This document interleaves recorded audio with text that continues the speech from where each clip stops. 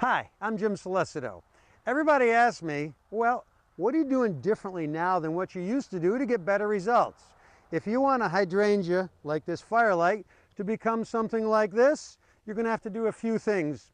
One of them is, whenever you're looking at plants, look for the proven winner's pot. If you come with a black pot, that's going to be a common variety. Some of them are good, like Phantom, Tardiva, and a few others. Some of them, throw them out. They're no longer where you want to be in the landscape. We want more color and less work.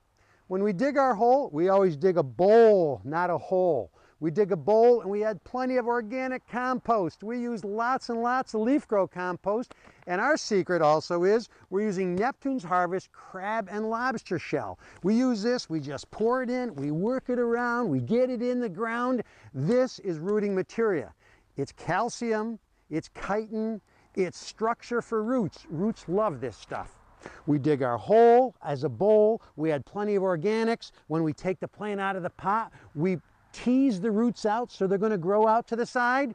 We set it in. We use Neptune's Harvest Fish and Seaweed Tonic every week right after we plant. We finish it off with 100% bark mulch. A lot of people like all the colors they can put in the landscape there. None of that stuff is any good for plants. At Solesito Landscape and Nursery, we have bark mulch. You can get any color you want of bark mulch as long as it's brown. And guess what? Every one of these products is organic.